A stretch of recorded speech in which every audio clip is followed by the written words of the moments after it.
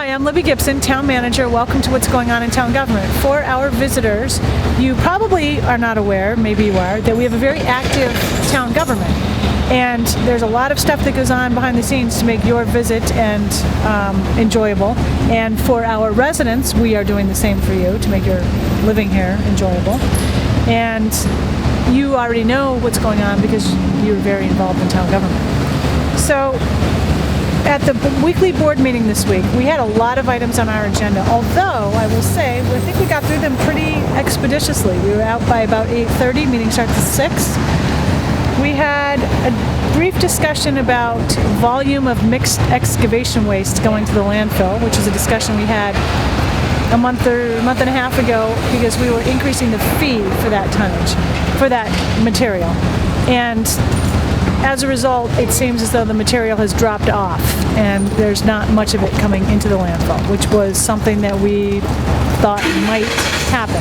Because the fee went up? Because the fee went up. Where were they dumping it then? Well, they're going to do something else. I did speak with one of the haulers who delivers most of that material in that category to the landfill, and he basically said it went from $30 a ton to $60 a ton. And he basically said, we're going to figure something else out. So that's a big jump. It's doubling.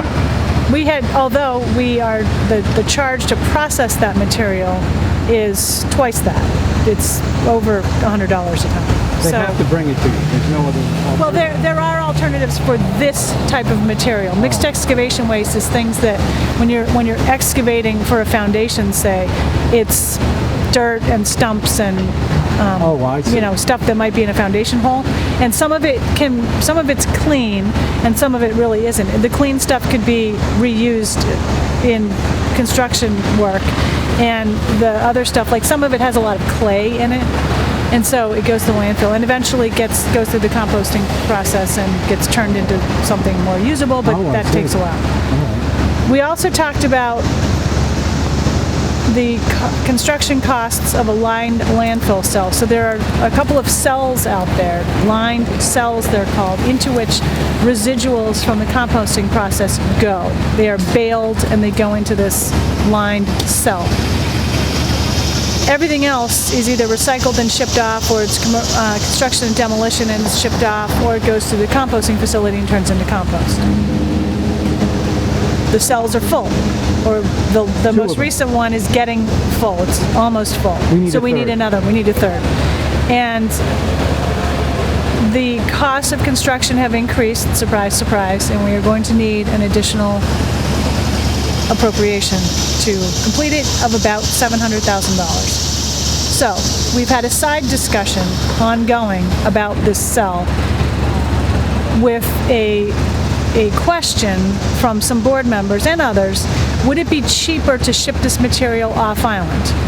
So we've had a couple of analyses done over the past several years about that, and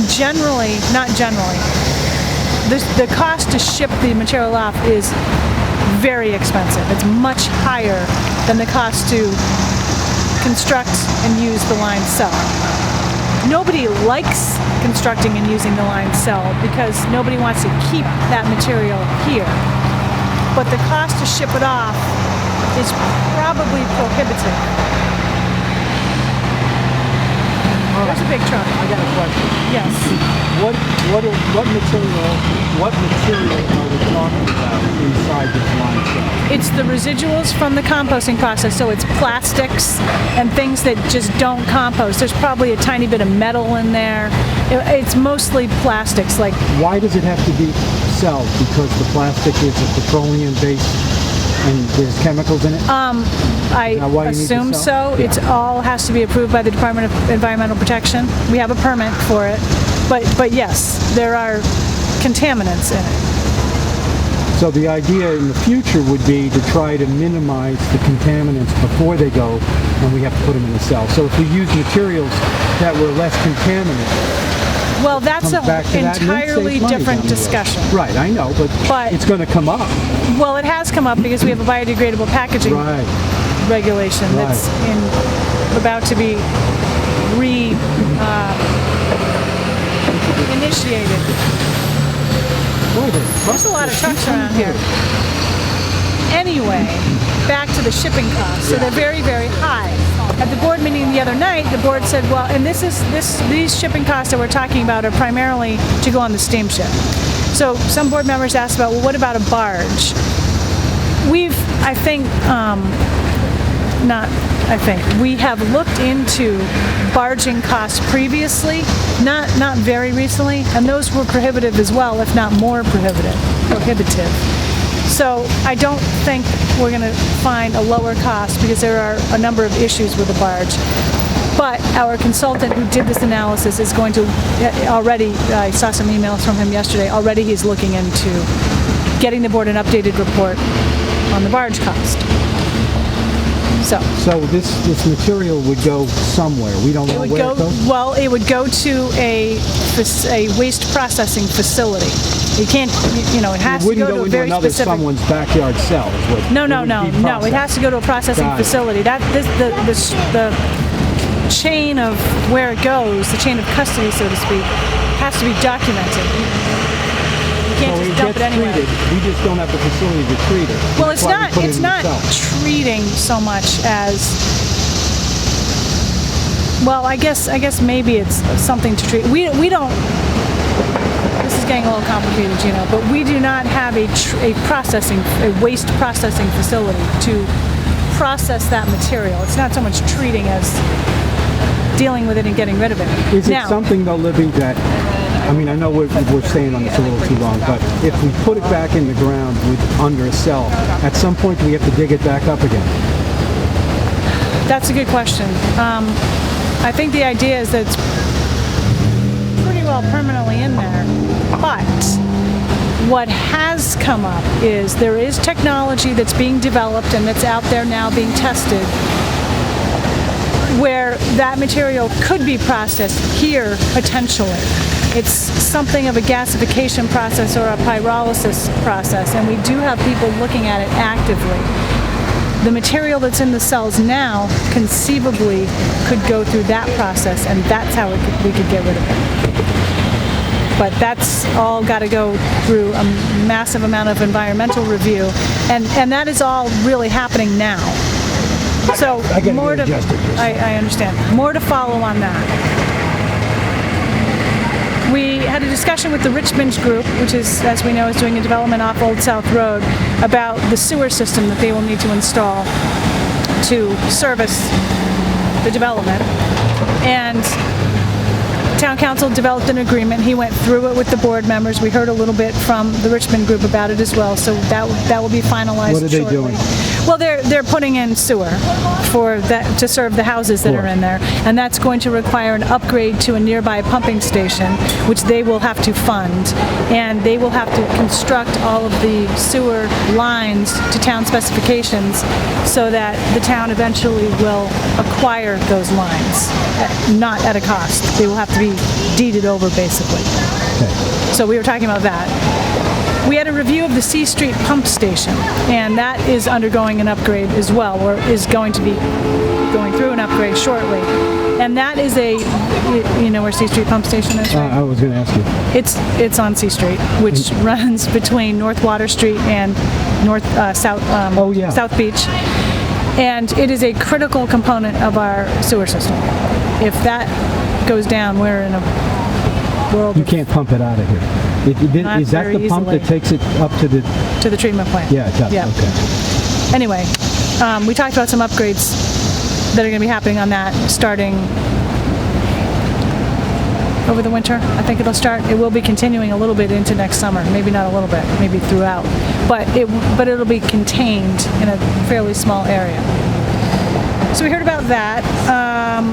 What else did we talk about? We talked very briefly about the shortfall in funding for the new fire station, and we're probably going to be putting a group together to look at what the options are to redesign the facility. Oh, really? And probably going to have to. Yep, the finance committee took a look at it, and they have an idea that perhaps there could be perhaps the building could be a modular building. That does require a completely different procurement process, which we're going to have to run it through and determine whether or not it's going to be cost effective. But but it was a good idea to look into that. So that's what we're going to be probably doing. Does it all come down to the money? Is that the reason? It pretty much all comes down to the money. Yeah. Yeah. We're trying to keep it on budget. We really want to keep it on budget. That's the mantra. So we had that, and there an entertainment license for the White Elephant Residences, which is basically the group of buildings that used to be the Harbor House in between North Water, Easton, and South Beach. They applied for an entertainment license, and there are some different conditions for each building in there, or each location, and we had a lot of abutter concern at the meeting when the board initially discussed this. So, to make a long story short, the board basically approved the entertainment license with conditions, and we were reviewing the final conditions at the meeting and showing a map of where the conditions are. So that got approved. What else did we do? We had a quick update on the 6 Fairgrounds Road housing project from our housing consultant, Tucker Holland, and he did a nice job with that. When is that going to get That's moving going? along. Well, we are going to be undergoing a procurement process, hopefully over the fall, in the fall. That was weird. Yeah, there's What was that? some happiness running around. Yeah. Random. Interesting. Yeah. I don't know if people saw that. How did It you was see weird. it? I heard it. Oh, okay. Never mind. You see everything, don't you? I try to. I see more than you might think. Anyway, so that was about it. No meeting next week. Right. The meeting after that is. Oh, you were going to say when that housing thing might get going. Oh, right. So that the procurement for that's going to be happening probably in the fall. What we're doing right now is we have some seasonal residents who have some expertise in this area, the development of affordable housing, and we want to spend some time looking at how other groups, organizations, and towns have issued RFPs or RFQs, requests for qualifications. Although we're back to the RFP, I think. What conditions and restrictions and criteria they've had in there. So because we want to do this right, so we need to move along, but we need to take our time to make sure we've got all T's crossed, I's dotted. Got it. So again, no meeting next week, but we are back at it on August 17th.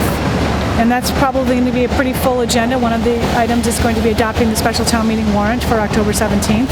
And then we don't have another board meeting until September 14th. Wow. You know.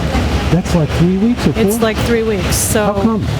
Well, we're on the summer schedule where there's 2 meetings in July and 2 in August. And the very first Wednesday of September, which is right after Labor Day, we're not going to have staff available the prior week to develop the agenda. That's one of the reasons. And people are away. You know, people do a lot of things the last couple of weeks in August. So it is a bit of a break, but Sure. I'm sure we'll have a pretty full agenda. And then it's back on every week, right? And it's back on every week. All right.